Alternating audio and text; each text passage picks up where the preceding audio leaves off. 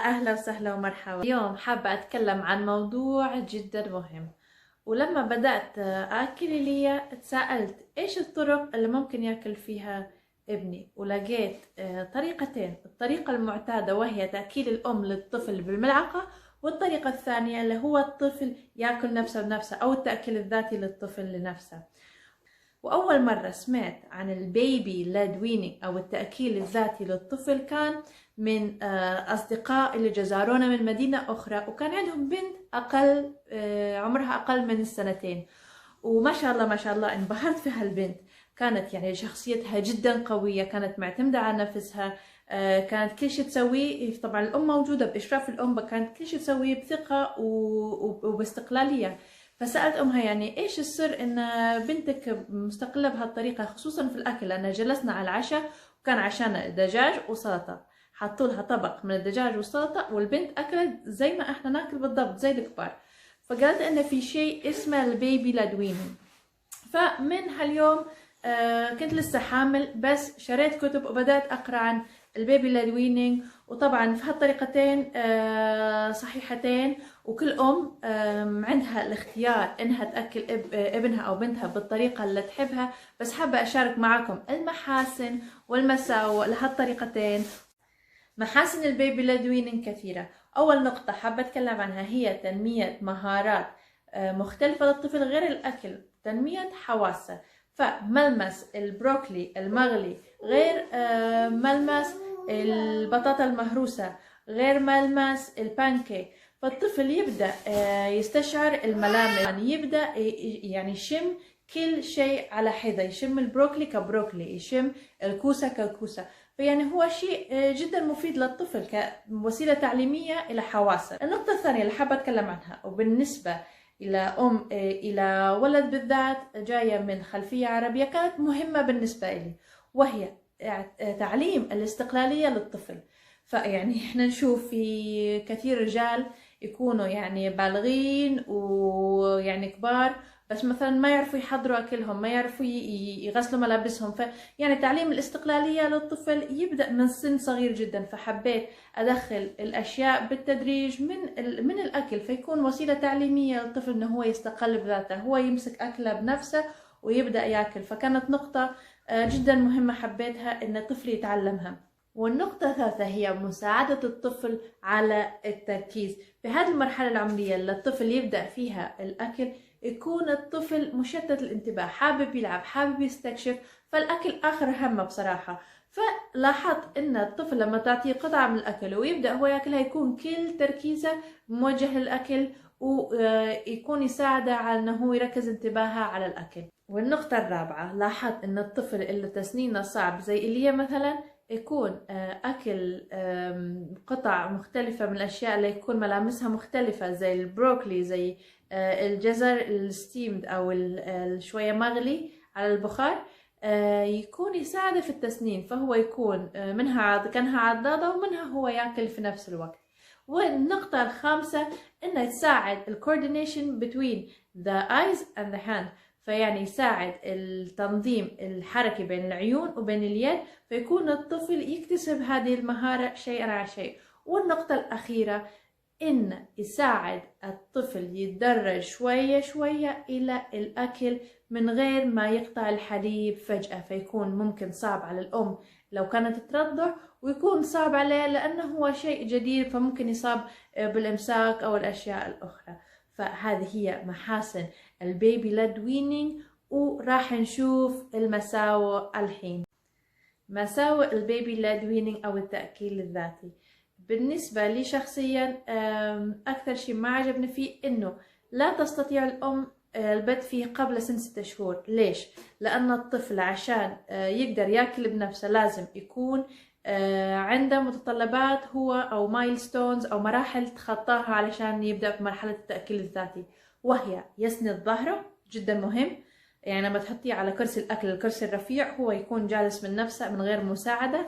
الشيء الثاني هو لازم يكون يستطيع التحكم بأصابعه وبيده أكثر. فهذه النقطتين جدا مهمتين، وبالعادة أغلب الأطفال ما يكون عندهم هذه المهارة قبل سن 6 شهور. النقطة الثانية أن نحتاج ننظف أكثر، لأن الطفل يكون ماخذها زي اللعبة، فيعني يجرب، فالأكل يروح في الأرض، في الشعر، يعني لازم الأم في البداية بالذات تحتاج تنظف أكثر. بس هذا طبعا ممكن نتخطاها، فممكن نحط مثل السجادة البلاستيكية تحت كرسي الطفل وننظفها بعد كل تأكيلة. النقطة الثالثة وهي أن الطفل يكون أكله أقل بالبيبي ليد وينينج، بالذات في البداية لما يكون الطفل لسه ما اكتسب كل مهارات التأكيل الذاتي. فممكن الطفل بعد شهر أو شهرين يكون صار efficient أكثر، أو صار يعني محترف أكثر، وصار يأكل نفسه أسرع وأحسن. مدة الأكل أو الغداء أو العشاء شوية أكثر من التأكيل بالملعقة، يعني لو تأكليه بالملعقة في 10 دقائق ممكن ياخذ 15 أو 20 دقيقة لما هو ياكل بنفسه، انه هو ياكل على راحته. وهو شيء جميل بصراحة انه يعني تشوفي تراقبي وتشرفي على ابنك وهو ياكل براحته من غير عجلة. يلا استنى معاي شوفوا هالفيديوهات لإيليا وهو ياكل، وان شاء الله يعجبكم الفيديو. لو عجبكم تبعوني بالسبسكرايب وباللايك.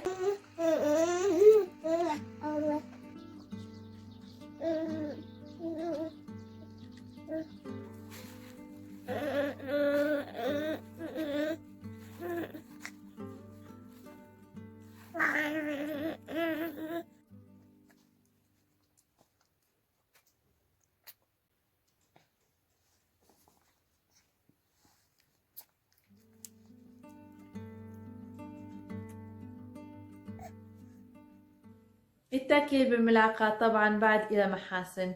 أهم واحدة بالنسبة لي إن الأم ممكن تبدأ تعطي الطفل بالملعقة أكل مهروس قبل سن 6 شهور.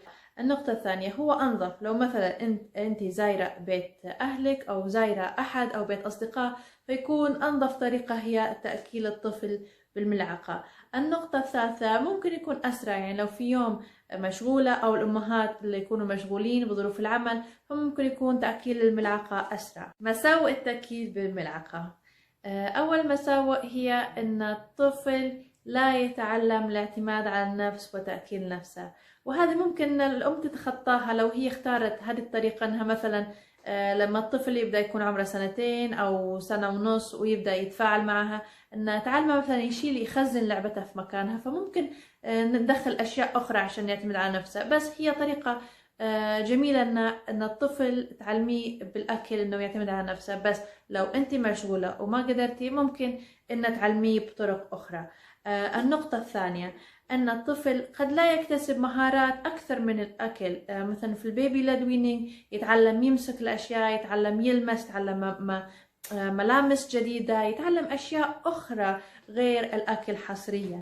النقطة الثالثة هي أن في أمهات تقول أن طفلنا صار بيكي أو شوية صعب في الأكل، أن لما يكون عمره 2 أو 3 ما يحب يجرب أشياء مختلفة أو textures أو ملامس مختلفة للأكل، لأنه هو تعود في أول شهور حياته أنه هو يأكل دائما أكل مهروس، أكل يعني كله معجون على بعض، فيصير ما يحب يأكل مثلا الكوسة بطعمها بذاتها، الطماطة بطعمها بذاتها، يحب يكون الأشياء كلها مخلوطة، فيكون شوية أصعب في الأكل. هذا من بعض تجربة الأمهات. والنقطة الأخيرة إن في بعض الأمهات يقولوا إن مرحلة التغيير من الأكل المهروس إلى الأكل العادي أو الأكل الكامل لاحظوا شوية صعوبة، أن طفلهم يتقبل أنه يأكل دجاجة بحد ذاتها أو أكل بحد ذاته. بالنسبة لي شخصيا لقيت أن أحسن طريقة هي دمج الطريقتين في نفس الوقت مع إيليا، فدائما أعطيه الأكل الكامل في بداية الأكل، وفي الوجبة اللي يكون فيها مصحصح أكثر. إيليا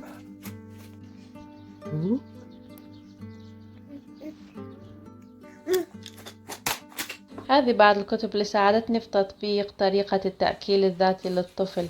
لو حابين تعرفوا كيف ممكن نبدأها، لأنها لازم تكون بإشراف الأم، أو لو حابين تعرفوا أي وصفة من هالوصفات اللي تحتويها الكتب اكتبوا في بوكس التعليق، وحابة أسمع منكم. ومع السلامة.